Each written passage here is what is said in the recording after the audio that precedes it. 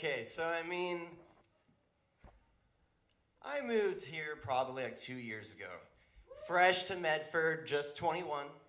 It was pretty cool. I went out with my best friend Leighton, and we went out to the bars, and when everybody turns 21, of course, they become like a functioning alcoholic. That's a normal thing at 21, I guess. We went out to the bars, and it was pretty cool. It was all new to me. I've never been out to a bar, of course. I went into the first liquor store that day before we hit up the bars, and I just went in and saw rows and rows and rows of different liquor and bottles. I was like, holy shit, I feel like I'm in like a candy store or something. I felt like a kid again. It was the coolest thing. So that was pretty special. So, chugging a little fifth of whiskey before we got to the bars, you might have a little reckless time. So we went out and hitting up the bars and everything. It came to the point at the end of the night where you're like, I think I might have to go home. I'm a little too drunk, I'm gonna make an ass of myself. And so we went about walking home because we were that close to downtown. And walking home, that was quite the adventure for sure.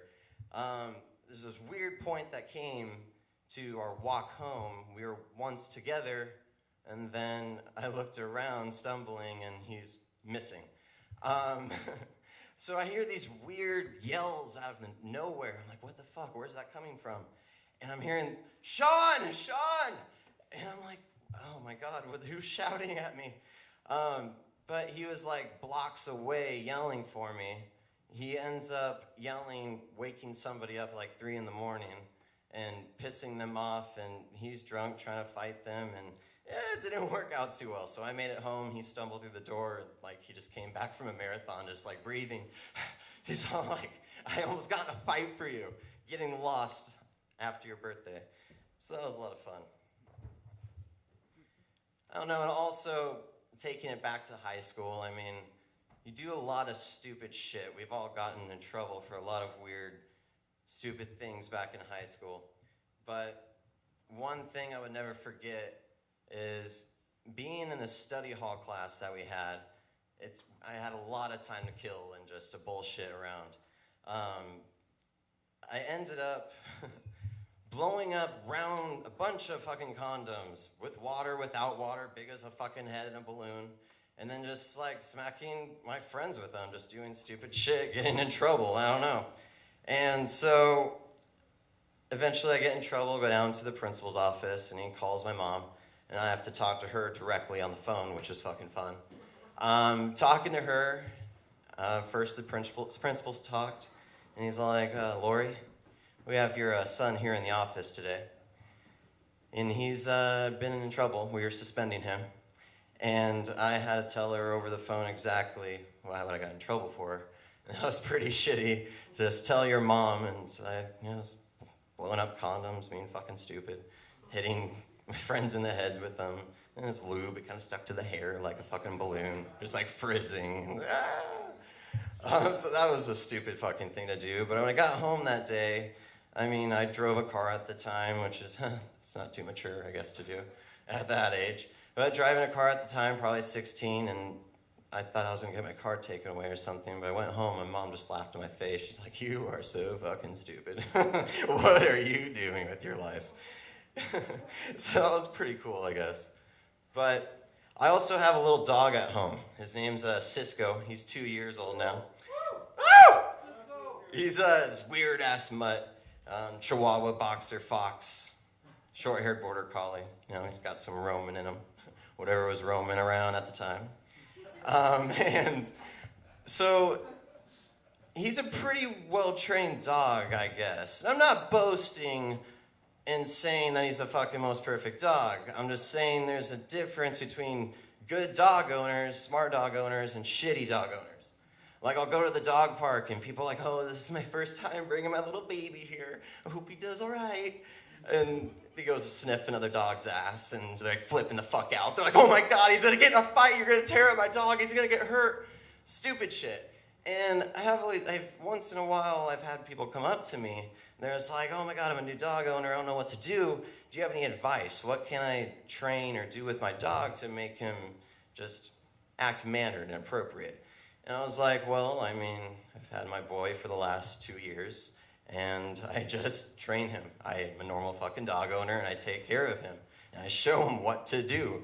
And then it just blows their fucking mind. They're like, oh, I didn't think I could do that. So, maybe I should do certain things to train him. And I mean, what do you advise? I'm just be a good dog owner. It doesn't make, you're not doing anything fucking special. It's a dog. You're not taking care of a baby or anything. I mean, you can leave him at home for a few hours. I wouldn't do that with a baby, though. I mean, that's like a good place to start with, I want to have kids one day, but they kind of fucking scare me. But I can tell like lame dad jokes and shit, so I mean, that works. I got like a little head start.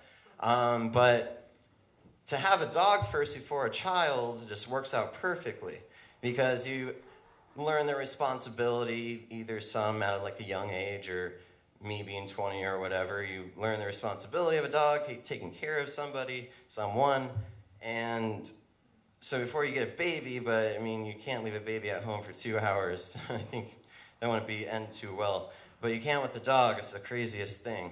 But so there's a big difference between being a good dog owner and a shitty dog owner, and I guess people just don't really understand that. It doesn't make sense to me. But how much time do I have? Okay, sounds good. Okay, so I've had a couple jobs here in Medford in the Valley. I work for a painting company, and I don't know if you've ever like met any painters on that, exactly on that level, like when they're on the job, when they're painting. They seem like hard workers, of course we are, but just these guys have the weirdest fucking humor. It doesn't make a lot of sense to me. It just blows my mind. I start at the job, and I mean, I find a number of things funny, don't get me wrong. But these guys, I thought I had a fucked up sense of humor. I mean, I find a lot of weird and shitty things funny. But these guys just got on this extremely gay level. It didn't really make a lot of sense. I got this one guy that gets pissed off and something bad happened. He's like, butt fuck. And it's like Tourette's for him. And he's just like, every second, like, he's like, big dick. Comes into the shop. We meet up in the morning at 8 a.m. Comes in the shop, opens the door. Big dick in the house!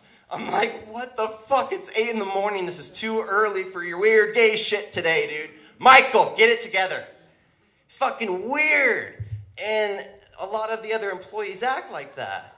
Which, like, they say all this weird gay shit and they fucking poke each other's butts with sticks on the job. And it's like, it's all that, Like, I remember the first day I was on the job, we were at this house painting, cool house. I mean, luckily the fucking clients were on vacation. I'm sitting there and I'm going about tying my shoe, and I'm sitting there and I see a little like shadow kind of rocking in the back. I'm like, what the fuck? And I look behind me and the guy's grabbing me. It's just like weird shit. And I'm just like, whoa! I was like, we just met. This is my first fucking day on the job and you're dry humping me. What are you doing? Huh? Sexual harassment. I mean, fuck. I tell the boss, he'll fucking just laugh in my face. So he's like, oh, these guys, they're gonna fucking rough you up. Oh, they'll fucking rough me up, all right. And not in that expression either. It's a sad thing. It's weird people, and I mean, the ironic part is they all have girlfriends. Whatever ones are married, whatever ones have girlfriends or relationships, totally straight. Makes no fucking sense. Thank you.